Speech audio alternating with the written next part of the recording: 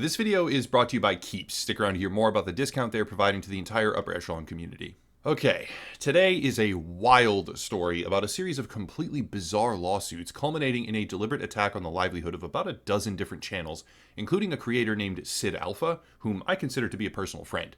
Right off the bat, I want to say that I am not on the cutting edge of this story. I'm not breaking news that has not already been discussed elsewhere, but even if I'm late to the ballgame, I wanted to say my piece and lend support because the entire situation is absolutely, and I mean this, absolutely insane. Now, there are a few different things I need to discuss before we get started because the video is going to be somewhat different when compared to my normal coverage. I'll be structuring this in a way so as to avoid any possible excuse for a copyright takedown or a lawsuit because I just don't want that in my life right now. I can deal with it if I have to, should the situation arise, but I'd just rather not. And for some very specific reasons I'll go over shortly, it is highly likely that if given the excuse, Acerthorn, the YouTuber responsible for this vendetta of lawsuits that I'm about to talk about, would go after me as well. To achieve this goal, I've decided to censor all of the court case material that I'm citing, avoid showcasing any of Acerthorn's content, his own content, and in essence, you will need to do one of two things while watching. Either A, take my words at face value and trust that I have seen and read what I talk about, or B, go watch Sid Alpha's hour-long video, actually it's over an hour long, and 2 follow-up videos as well on his channel, which explain everything in far more detail. Either or, the choice is yours. Let's get started. Acerthorn is a small YouTuber on the platform who mostly covers video games and video game related topics. He has a little over 2,000 subscribers, and when you think of someone who smashes into the creator ecosystem like a wrecking ball with frivolous, spurious, malicious, and self-enriching lawsuits, this isn't exactly the type of person that comes to mind. However, when you really dig in and examine what has happened in the past, I almost don't have the words. It is legitimately insane. To properly explain, we need 2 different definitions. The first is in forma pauperis. In forma pauperis is a Latin term meaning in the manner of the pauper, and in the manner of the pauper is a legal phrase which describes a mechanism by which a poor person can bring lawsuits without liability for the costs of the suit itself. Basically, you can sue someone or bring litigation against them while mitigating your own risk and costs associated. That's definition number 1. Definition number 2 is pro se, and pro se simply means representing oneself. Combined, these 2 phrases pertain to someone who is representing themselves and bringing a lawsuit against another party while also avoiding as much liability and cost as possible, which basically means they can throw lawsuits at people for next to nothing, even for free. That is precisely what Acerthorn does. In his attempt at destroying as many channels as possible who have criticized him in the past, he weaponizes the court system by filing in forma pauperis and pro se, which means he can take someone into the court system for free, aiming to cause maximum damage and recoup maximum profit while avoiding any risk to himself in the process. Defending yourself becomes incredibly expensive and difficult because of all this, while attacking whoever he wants next is exceptionally cheap and easy. AKA, he is a litigatory landmine and nightmare. Alright, sponsor time. Short, sweet, and to the point. My channel viewer demographic is men. Most men experience hair loss between the ages of 18 and 35, which brings me, logically, to Keeps.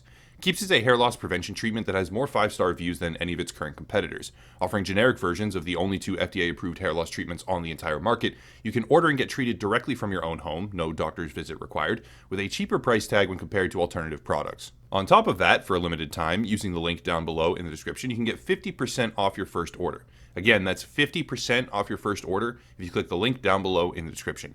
Keeps can help prevent the process of hair loss, even reverse it in some cases. So with that in mind, it's a partnership I'm happy to have, and a discount I'm very glad to promote. Big thank you to Keeps for sponsoring the channel. Side note before continuing the video, if you watch the ad-free version on Locals, this won't make sense because there was no sponsor, but for everyone else, I'll be donating the funds from this video sponsor to the legal defense fund that has been set up to help defend the YouTubers that are currently targeted. There's a link tree down below in the description for that if you want to participate in an effort led by Sid Alpha to create case law and stave off his legal attack, then please click that link down below. Or wait till you hear the rest of the video, either or, it's up to you. But yeah, help join the fight if you can because it's pretty insane. With all that said, let's get into the crazy stuff. Acerthorn has a long history with lawsuits, which I believe are key to understanding why he does what he does, and how his current case will eventually likely end up. Let's take a look at examples. All of this is blurred, all of it, for reasons I mentioned prior, but again, if you want a less filtered version with much more receipts, go check out Sid Alpha. Back in 2013, Acerthorn sued Walmart for $600 billion by sending an email which contained a self-made contract and stipulating that if they replied to the email or contacted him in any way, shape, or form, it would be an acknowledgement that they forfeit their rights to arbitration and he is thereby de facto awarded $600 billion as a result. It's bizarre, and obviously the case was thrown out because that's not how anything works in the legal system. So, a pretty strange case and a good foundation, but what's next? Next is the state of Texas, also in 2011, where Acerthorn sent the Attorney General, I can't get over this one. He sent the Attorney General a letter with $1 and a contract in it. The contract said that if the Attorney General kept the dollar for more than one business day and didn't send it back, I think he put a pre-stamped envelope as well, like to send it back in. If he kept the dollar for more than one business day, it would be an acknowledgement that the contract was valid, and the state of Texas would owe Acerthorn $5 trillion. Yeah, he genuinely tried to do this, unironically, not a joke. This is the ultimate waste of taxpayer money, as this kind of thing gets fed into our court system over and over. What the fuck? Here's more. This little contract thing that he does, he tried that with Microsoft and Google in 2013, where he demanded $500 billion from each of them after sending an email with some kind of hidden contract inside and claiming that they somehow agreed to it. These cases were obviously being thrown out with prejudice, by the way, because they make no fucking sense. He sued the University of Arkansas because he was banned from campus and then denied re-enrollment, which led to some very graphic emails with language that would get me instantly banned from all of YouTube if I read it, so that's fun. And we haven't even gotten to the part where he sued his own parents because they claimed him as a dependent on their taxes. He thought this was identity theft, and I guess the only logical response to your parents claiming you as a dependent on taxes is to sue them. At this point, the court was so sick of him, they stipulated that he was barred from filing more than one case per 3 months, and he has been admonished multiple times, with every case that I can find ending up pretty much exactly the same way, but we're not done. He sued his own father. This one contains some really strange stuff about lacerations on his father's face, which gets a whole lot more serious. And when that case got struck down, he sued the state of Arkansas, because why not? I'm sure there's more, like big shout out to Sid Alpha for chronicling all this stuff and making it easy to go through, but the gist of it is, this guy will manufacture lawsuits in forma pauperis pro se, and then weaponize them against literally anyone he seems to interact with. This brings us to the YouTubers. About a year ago, I'm not too picky on timeline here, I'm late to the party anyway. A while ago, Acerthorn began to have unpleasant interactions on YouTube with various other small creators. And I don't know how it all progressed, but eventually he began to start filing DMCA claims. This led to an influx of critical videos about Acerthorn for doing that, which exacerbated the situation further. And eventually there was an accidental live stream, which I'm not going to show, where Acerthorn was acting really strangely. Basically, in the clip, he was just making really strange noises off camera, or allegedly making strange noises. I guess he denies that he was the one making those sounds. I don't know. It's kind of bizarre and really wild, but it was something that led him to be very upset that people were posting it or including it in any of their content. After this accidental live stream, he started filing lawsuits, and ultimately we land on this one, which includes a bunch of creators, including Sid Alpha, and has quite a few demands, I guess. First things first, he is suing for $20 per view.